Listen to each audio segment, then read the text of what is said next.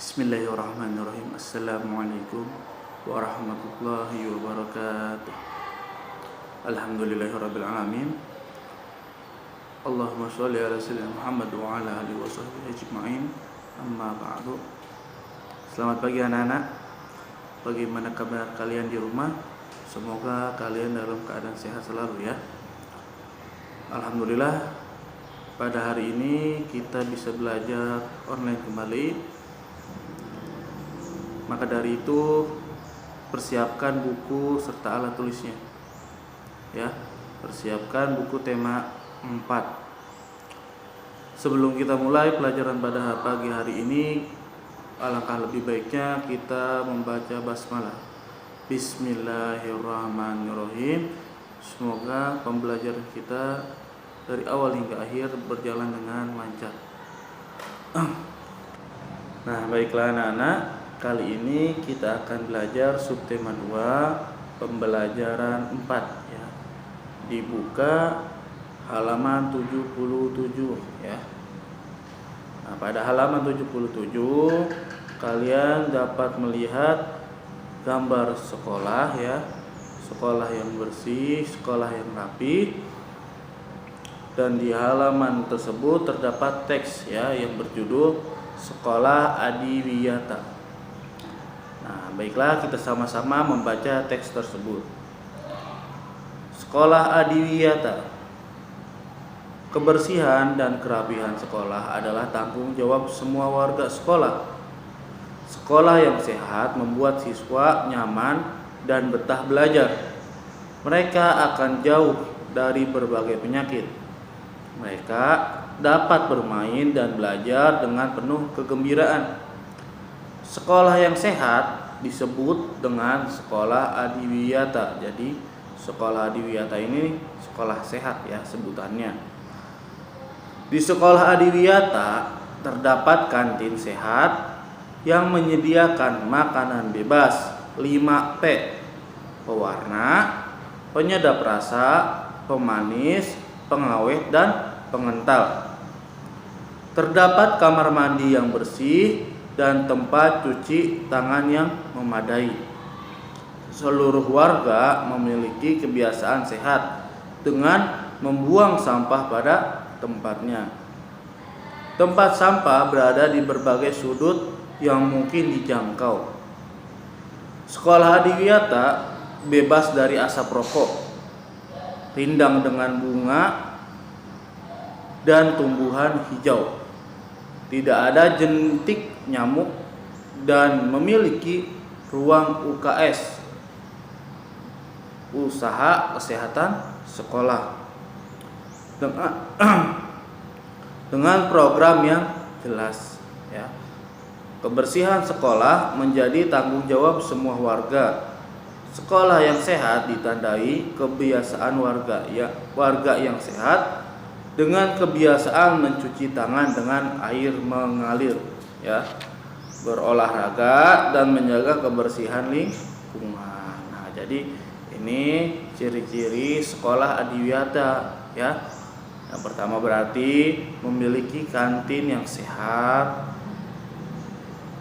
kamar mandi yang bersih, tempat cuci tangan yang memadai, tempat sampah yang ada di setiap sudut, ruang UKS dan lain sebagainya. Ya, ini termasuk sekolah adiwiyata, yaitu sekolah bersih. Nah, dari teks tersebut kalian dapat memahami ya kalimat mana yang menjadi masalah dan kalimat mana yang menjadi solusi dalam teks sekolah adiwiyata ini. Lalu setelah kalian menemukannya, lalu kalian salin di halaman 78. Pada halaman 78 yang kolom yang atasnya di sini bisa kalian lihat ini ditulis untuk masalah. Sedangkan yang bawah, kolom yang bawah ditulis untuk solusi ya, solusi dari masalah tersebut. Ya, di sini yang Bapak temukan mungkin masalah cuma ada 1 atau 2. Nah, solusinya di sini banyak. Ya, coba kalian lebih teliti lagi membacanya. agar menemukan masalah dan solusinya. Nah, setelah mengerjakan itu di halaman 79 kalian harus menemukan masalah ini untuk lingkungan sekolah kalian ya. Temukan masalah yang mencerminkan sekolah tidak sehat ya pada sekolah kalian. Lalu sampaikan solusinya juga, sarannya ya. Pertama mungkin temukan masalah pada sekolahnya, masalahnya buang sampah sembarangan misalkan, atau sampah yang berserakan di halaman sekolah. Nah, di situ itu masalahnya. Berarti saran untuk solusinya ialah sebaiknya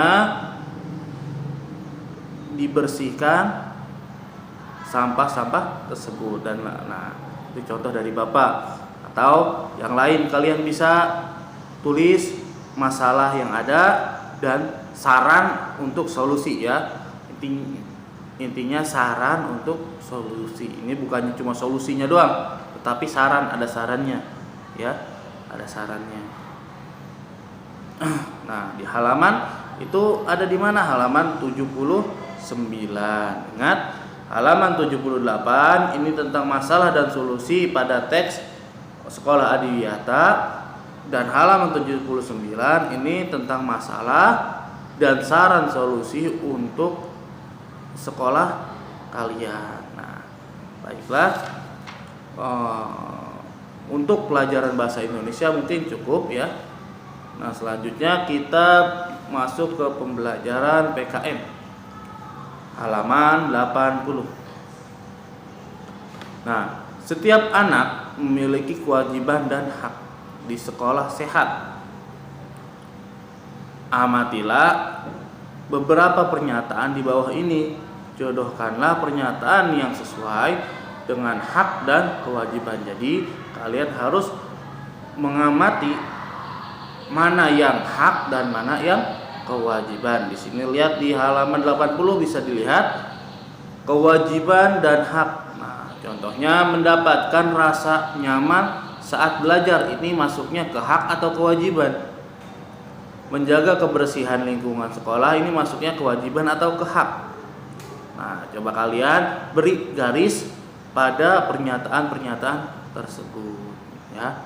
Setelah itu kalian sudah selesai, baru kalian di halaman 81 di sini menuliskan cerita pengalamanmu saat menyelesaikan kewajiban dan hakmu dalam kolom ini. Jadi saat kalian melaksanakan kewajiban ditulis ya, ceritakan misalkan saat membersihkan kelas bersama-sama, saat memungut sampah di halaman atau lain sebagainya. Kalian tulis di halaman 81. Nah, ini pelajaran PKN. Nah, udah pelajaran PKN sudah selesai. Kita selanjutnya ke pelajaran PJOK ya. Pada pelajaran PJOK kali ini bisa kalian lihat di situ ada gambar ya. Ada gambar Ratna yang sedang bermain. Nah, pada jam istirahat Ratna bermain tapak gunung dengan teman-temannya. Nah, di sini kalian tahu permainan tapak gunung? Ya, mungkin ada sebagian yang tahu dan ada yang mungkin terdengar asing ya. Karena ini termasuk sebuah permainan tradisional. Ya, permainan tradisional. Tapak gunung ini biasa dimainkan pada anak-anak pada zaman dulu.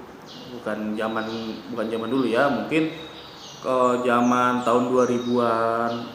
Ya, kalau zaman sekarang juga ada yang masih bermain tapak gunung, tetapi tidak banyak, tidak sesering seperti tahun-tahun dulu Bapak waktu masih kecil. Ya, Kalau zaman sekarang tuh rata-rata masih banyaknya mainnya di games atau dan lain sebagainya. Ya.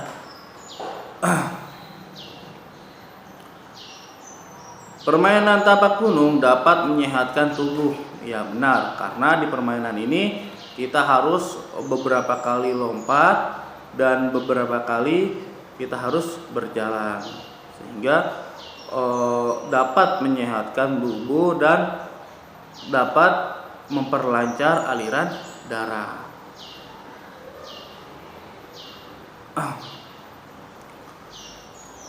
Adakah yang kamu lakukan pada saat istirahat yang menyehatkan badan? Nah, jadi pertanyaannya lain lagi.